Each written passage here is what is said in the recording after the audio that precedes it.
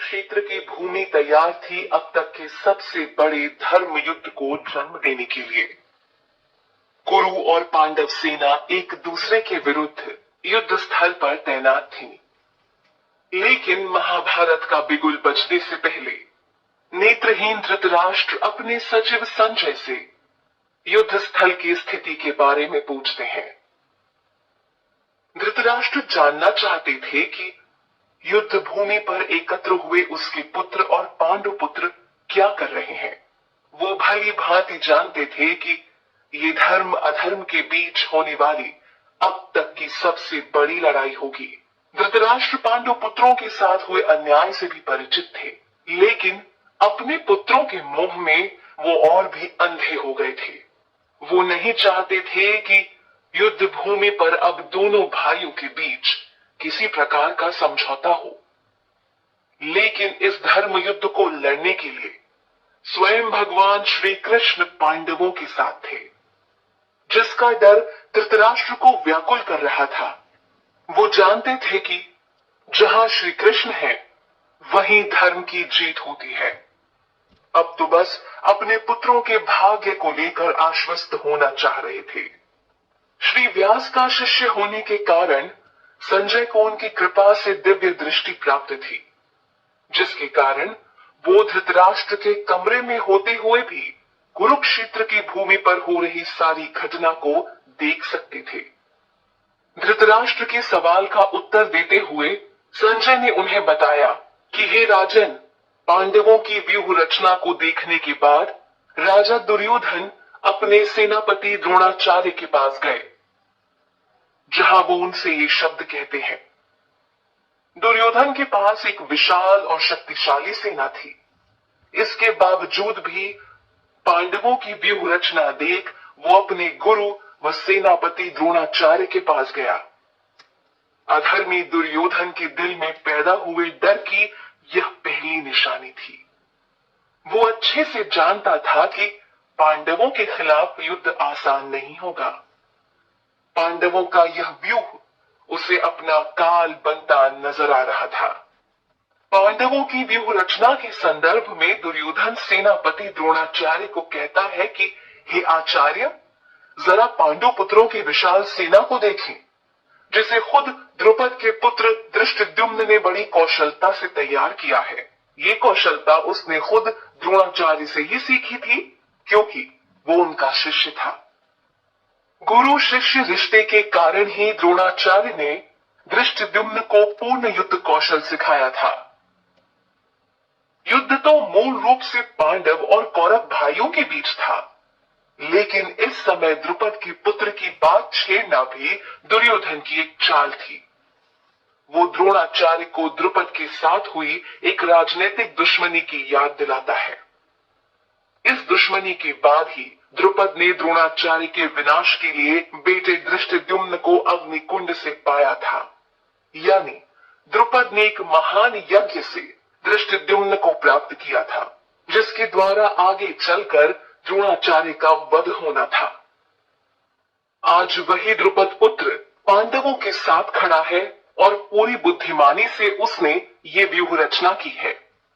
इसीलिए जिसे न भेद पाने का डर दुर्योधन को सता रहा है, इसीलिए वो अपने गुरु को सचेत करने आया है। दुर्योधन युद्ध भूमि में सामने खड़ी पांडव सेना को देख उसका वर्णन सेनापति द्रोणाचार्य से करता है। वो द्रोणाचार्य को और भी अच्छे तरीके से समझा देना चाहता है कि आखिर उसके विरोधी कैसे हैं।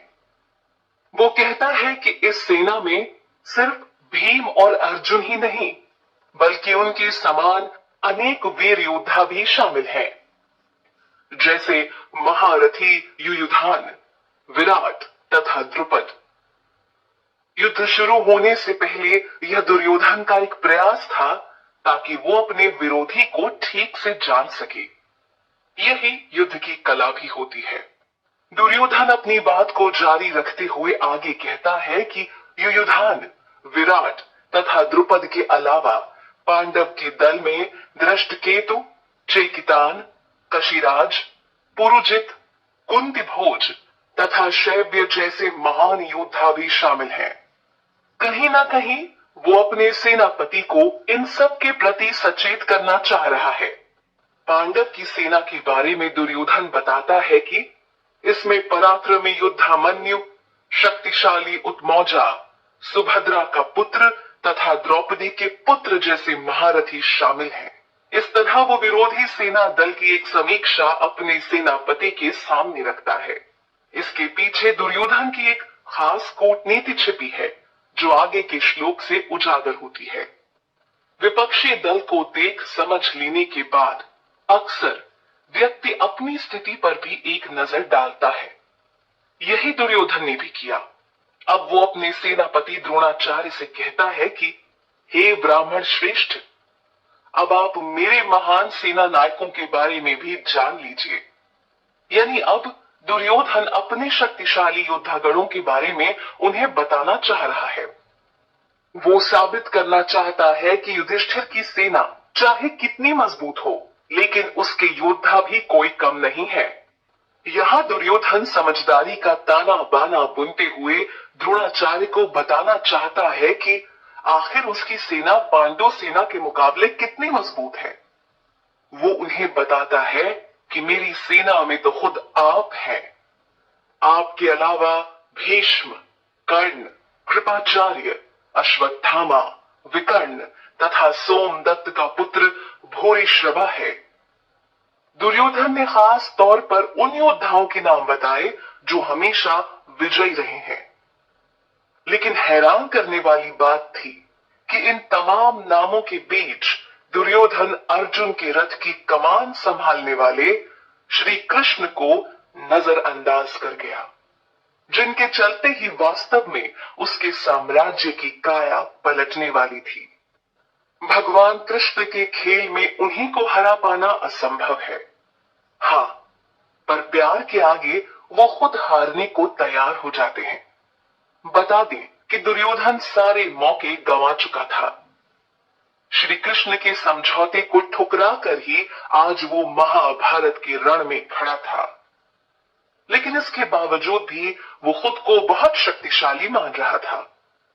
वो अपनी सेना का परिचय देने के साथ यह भी कहता है कि मेरी सेना में ऐसे अनेक शूरवीर हैं जो मेरे लिए अपनी जान भी दे सकते हैं। वे सभी युद्ध विद्या में माहिर हैं और उसके साथ ही उनके पास कई प्रकार के हथियार हैं। ऐसा बताकर वो गुरु द्रोणाचार्य के सामने अपनी जीत का डंका बजा रहा था। इस श्लोक में निसंदेह दुर्योधन का घमंड झलक रहा है, जो कि अपनी और पांडव सेना की शक्ति के बीच एक तुलना को प्रस्तुत कर रहा है। दुर्योधन की नजर में उनकी सेना भीष्म पितामह द्वारा संरक्षित है, जो कि बहुत अनुभवी है और इस कारण उनकी सेना को हरा पाना मुश्किल है। जबकि दूसरी तरफ पांडवों की सेना की सुरक्षा भीम कर रहे हैं, जो कि भीष्म पितामह से कम अनुभवी है। अपनी जीत का पताका लहराते हुए यहाँ दुर्योधन पांडव सेना को कम आंक रहा है। नियम के अनुसार हमें कभी भी सामने वाले को अपने से कमजोर या छोटा नहीं समझना चाहिए। लेकिन अपनी जीत को लेकर आश्वस्त दुर्योधन इस नियम को तोड़ते हुए नजर आ रहा था, क्योंकि उसमें भीष्म पितामह जैसे महान सेनापति के अपने साथ होने का घमंड है। पिछले श्लोक से दुर्योधन की मानसिकता का पता चलता है कि कैसे वो पूर्ण रूप से भीष्म पितामह और उनके युद्ध कौशल पर निर्भर है। वो समझ रहा था कि अगर भीष्म पितामह युद्ध के आखिरी पल तक उसके साथ रहें, तो जीत अवश्य उसकी सेना की होगी। भीष्म पितामह की शक्ति का परिचय देने के बाद अब वो यहाँ अपने बाकी सैनिकों को संबोधित करता है। दुर्योधन उन्हें आदेश देता है कि आप सभी अपने अपने मोर्चों पर खड़े होकर भीष्म पितामह की सुरक्षा करें। वो नहीं चाहता था कि उसके सैनिकों की व्यूह रचना को दुश्मन भेद कर सरलता से भीष्म पितामह तक पहुंच सके।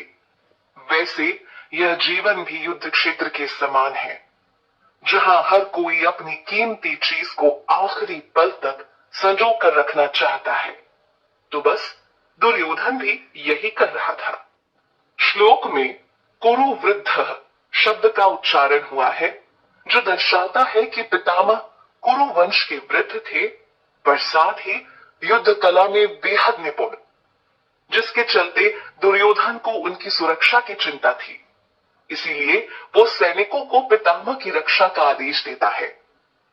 दूसरी तरफ पौत्र दुर्योधन की बात सुनकर व उसके मनोभाव को समझ भीष्म पितामह उच्च ध्वनि में अपना शंख बजाते हैं।